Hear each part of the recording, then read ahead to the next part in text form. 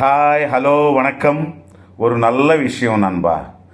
ஒரு பெண் அவங்க நினைத்த சேலையே வாங்கின பிறகும் இதைவிட அந்த அம்மா எடுத்த சேலையே நல்லா இருக்கே, அது ஒன்று தான் இருக்குன்னு கடைக்காரன் சொன்னானே, பரவாயில்லை விடு, அடுத்த முறை பார்த்து வாங்கலாம் என்று நினைக்கும் பெண் கணவர்களை எப்படி செலக்ட் செய்ய முடியும் பார்ப்போம் வாங்க.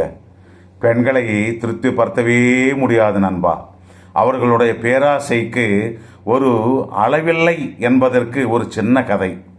கல்யாணம் ஆகாத பெண்களுக்கு உங்களுக்கு பிடித்த குவாலிட்டிஸ் உள்ள கணவனை தேர்ந்தெடுக்க வேண்டுமென்றால் எங்களுடைய கடைக்கு வாருங்கள் என்று ஒரு ஊரில் ஒரு பெரிய ஷாப் ஒன்று ஓப்பன் செய்தார்கள்.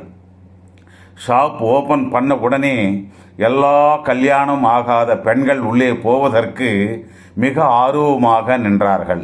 ஆனால் அந்த ஷாப் வெளியே ஒரு போர்டில் கணவனை செலக்ட் செய்வதற்கு கண்டிஷன் என்னவென்றால், ஒரு பெண் ஒரு முறைத்தான் ஷாப்புக்குள்ளே போக முடியும்.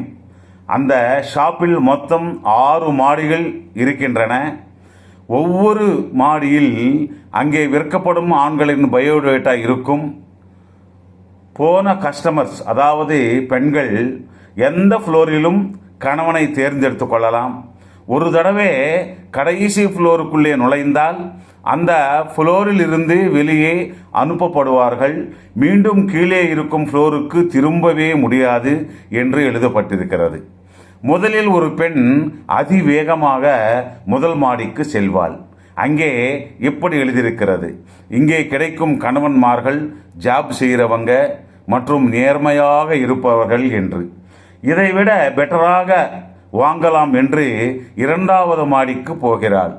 அங்கே இவ்விடம் கிடைக்கும் கணவன்மார்கள் நேர்மையானவர்கள், ஜாப் செய்பவர்கள் மற்றும் குழந்தைகளை அன்பாக பார்த்து கொள்வார்கள் என்று. அதை படித்த அந்த பெண் மகிழ்ச்சியாக இதைவிட பெட்டர் குவாலிட்டிஸ் உள்ள கணவனை தேர்ந்தெடுப்போம் என்று 3வது மாடிக்கு போவாள்.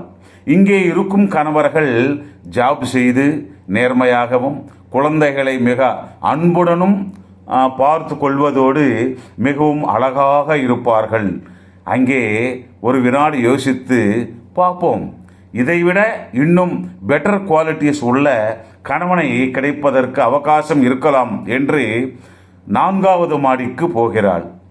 அங்கே போர்டில் இங்கே கிடைக்கும் கணவர்கள் ஜாப் செய்பவர்கள், நேர்மையானவர்கள், குழந்தைகளை அன்பாக பார்த்து கொள்பவர்கள், மிக அழகாக இருப்பதோடு வீட்டு வேலையில் மனைவிக்கு உதவியும் செய்வார்கள். அதை படித்த அந்த பெண் பார்க்கலாம், இதைவிட ஒரு நல்ல கணவனை கிடைப்பாரா என்று நினைத்தும், ஆனால் மனதில் 5வது ஃப்ளோரில் கிடைக்கும் கணவர் இதைவிட நல்லவராக இருந்தால் என்று நினைத்து 5வது மாடிக்கு போவாள். இங்கே மேல் சொன்ன அனைத்து குட் குவாலிட்டிகளுடன் அவங்க மனைவியை ரொம்ப ரொம்ப ஆழமாக நேசிப்பார் என்று எழுதியிருக்கிறது. அதை படித்ததும் அந்த பெண் நம்ப முடியாமல், உண்மையிலேயே இப்படிப்பட்ட நல்ல கணவர்களும் இருப்பார்களா என்று நினைத்து மனதில் மட்டும் இதைவிட பெட்டரா கிடைத்தால் நல்லா இருக்கும் என்று 6வது மாடிக்கு, அதாவது கடைசி மாடிக்கு இதைவிட பெட்டர் கணவனை கிடைப்பதற்கு வாய்ப்பு இருக்கலாம் என்று நினைத்து அதையும் பார்த்து விடுவோம் என்று 6வது மாடிக்கு போவாள். அங்கே சென்றதும் அங்கே இப்படி எழுதியிருக்கிறது: நீங்கள் இந்த 6வது மாடிக்கு வந்த 6699வது பெண். இங்கே கணவன்மார்கள் யாரும் இல்லை. பெண்களை முழுமையாக திருப்தி பெறும்படி செய்வது அசாத்தியம், இம்பாசிபிள் என்ற நிரூபணம் செய்வதற்கு மட்டுமே இந்த மாடி. எனவே எங்கள் ஷாப்புக்கு வந்து பார்வையிட்டதற்கு நன்றி நன்றி. நீங்கள் லெஃப்ட் சைடு இருக்கும் படிக்கட்டிலிருந்து இறங்கி போகலாம். மீண்டும் வருவதற்கு அருகதையை இழந்து விட்டீர்கள் என்று சொல்லி அனுப்பி வைத்தனர். கேட்டீங்கள் அல்லவா?